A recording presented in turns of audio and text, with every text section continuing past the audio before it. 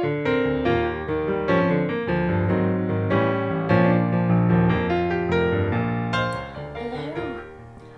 everybody to our sofa. We're in a different location this time. We're back for what is now our second part of our little knit along with Kay. And if you remember, that sounds funny saying that because I'm Kay, knit along with me. If you remember on the first little one of these that we did, we reviewed the yarn that I'll be working with, which was the Malabrigo sock, if you remember, in the oak colourway. So now it's time to start knitting. I mean, what we decided and what we realised, I think, when we first did, you know, the knit along with Kay, the whole glove thing, was that maybe I think I got the project kind of slightly wrong in terms of, although it was pushing me, I don't think it was really engaging me. Does that make sense? I'm not sure if that makes sense. You know, it was basically just, it was plain knitting, you know, there was nothing difficult about the knitting of it. It was more of a technique thing. So maybe for me, it wasn't so much that I wanted to learn a new technique, but I wanted something to engage my brain a bit more. So I'm sure this time, you know, we took a bit of time out and we thought about it.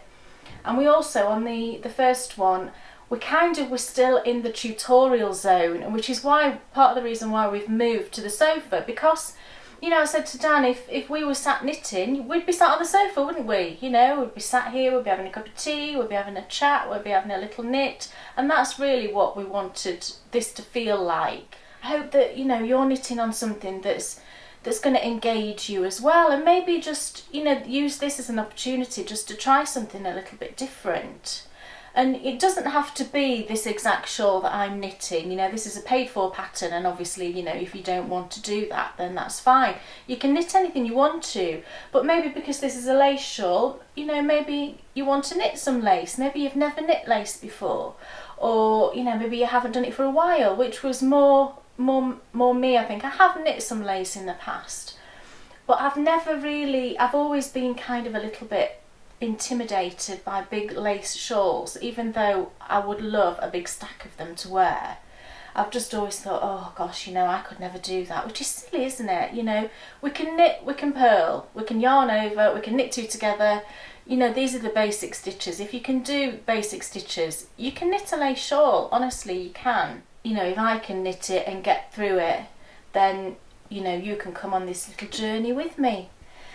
So what I'm knitting, and if you watched the podcast from, you know, the last one, you will have seen the pattern that I'm knitting.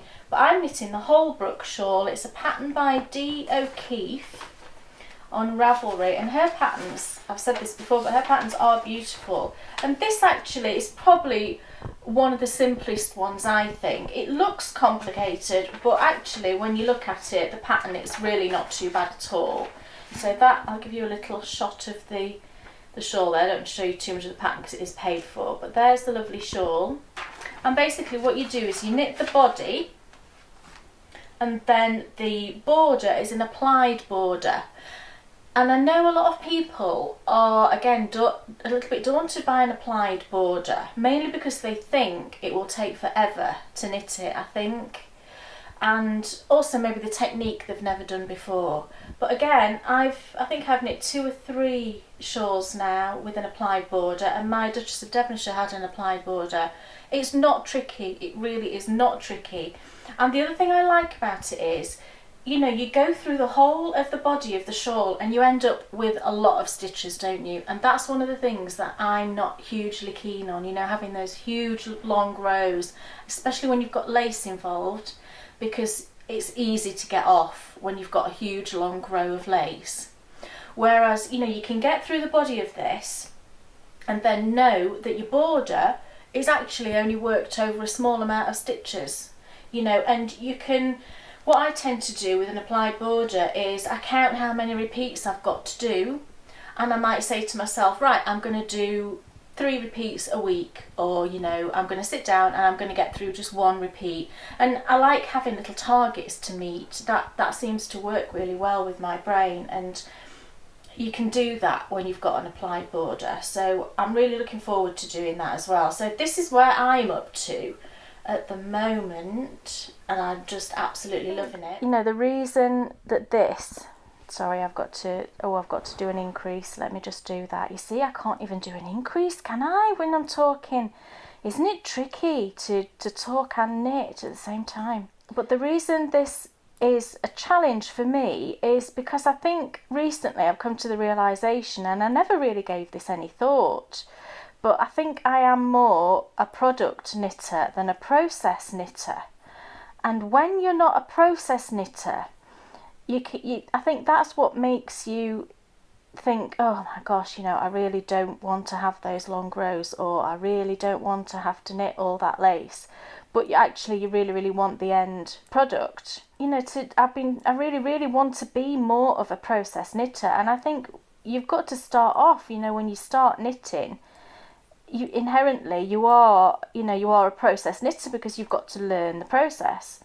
And then once you've learnt the process, I think then you maybe, you know, your brain will take you on the path of whether you stay a process knitter or whether you become a product knitter. You know, without realising it, I've gone down the product knitter route, and I really, really want to get more down the process knitter route, because, you know, I think it's the process that is the relaxing portion, isn't it, really, and the meditative part of knitting. So that was, you know, a big push for me to knit this shawl. And also because I really, you know, I do really, really want probably more than one beautiful lace shawls, because I think they're like little works of art, aren't they? And I do, you know, I want to have those things, and I think the more that I push myself, the more I'll get used to pushing myself, if that makes sense. Sorry, I'm doing another increase now, so I'll just do that. So yeah, and I hope maybe that it makes you sort of not analyse is a bit of a scientific word, isn't it, but just maybe think a bit more about your knitting and what it means to you, and maybe like me, you've kind of strayed off that original path and got a little bit lost, maybe, I suppose is a good way of thinking of it, and I'm now just trying to get myself back on that right path. Well, it's quite a good analogy for me, isn't it? So the reason I guess I'm really, really enthusiastic about this project is that it's more that I've got over my fear, and I've thought, you know what, I can do this, and I'm excited to do this. And, you know, as soon as I sat down to start knitting it, sorry, another increase there, as soon as I sat down to start knitting it, I was excited about it, because I just thought, you know what, I'm going to do this.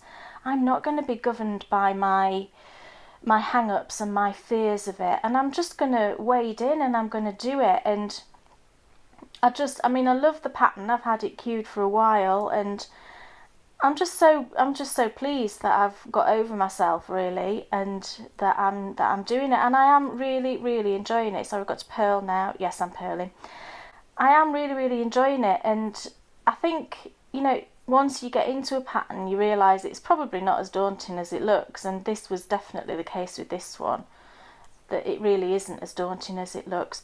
And the thing that I tend to do is that once I start a project, I think I have to race through it to finish it as quick as humanly possible. I have no idea why I do this, but this is what I'm also not doing. So what I've been doing with this the past couple of days is I've just been sitting down and I've been working a couple of the pattern repeats and then putting it down.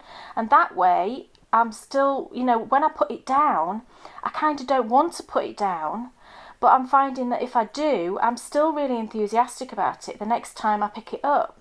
So I'm not kind of blowing myself out, just knitting on it as fast as I possibly can, which is what I always do. And I've really got to, you know, retrain my brain not to do that and just to enjoy it. And that is what I'm doing. I am definitely enjoying it. It's really, really a lovely knit. And if you do fancy knitting this actual pattern with me, then I would really recommend it. Recently Dan helped me reorganise my daily sort of schedule of what I have to do, and I now have certain blocks of time where, you know, I have knitting time.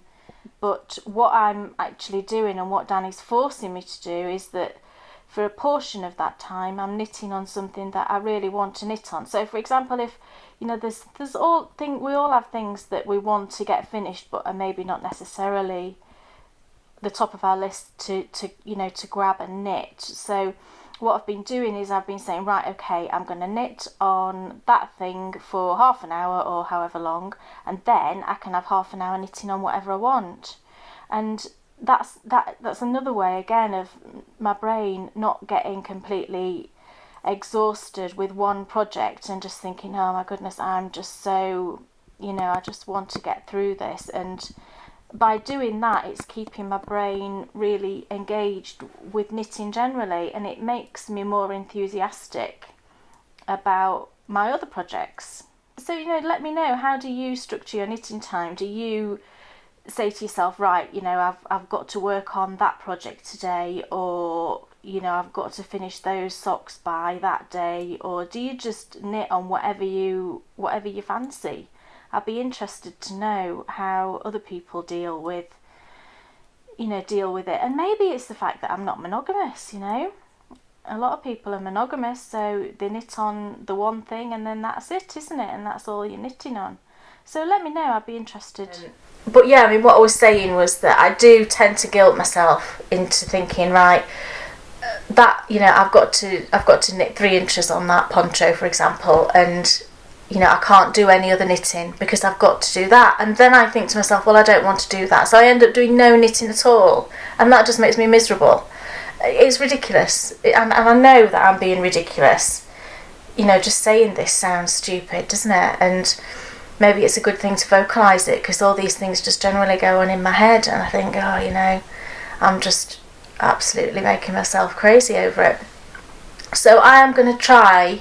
No, I'm not going to try. I am. From now on, I'm going to knit on what I want to knit on, because at the end of the day, we do this for pleasure, don't we? So yeah, that is what I'll do actually with regards to I keep going back to the poncho, don't I? And I think it's just because I don't really enjoy knitting garments, and I've come to that conclusion. I don't knit a lot of them, and I see people just, whipping out cardigans and jumpers in no time at all. I'm like, oh my gosh, I'm not a real knitter, because I don't really enjoy knitting jumpers and cardigans and, and garments in general. But it's each to their own, isn't it? Let's get going on our shawl, shall we? Or whatever you're knitting, it doesn't have to be a shawl. It can be absolutely anything, just to knit along with me. And let's go on this little journey. I don't like using that word because it's all a bit X Factor for me, but I don't know that there's any other way of saying it.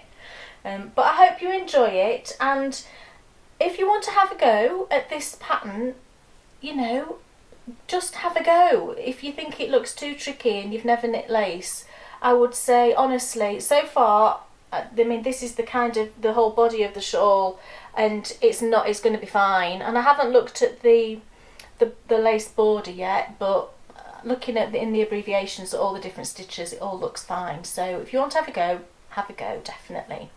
So I will see you next time, and we'll see where we've got up to, and we'll have another little sit and a little chat, and maybe I'll have a cup of tea next time. I've already drunk it today. So I will see you soon.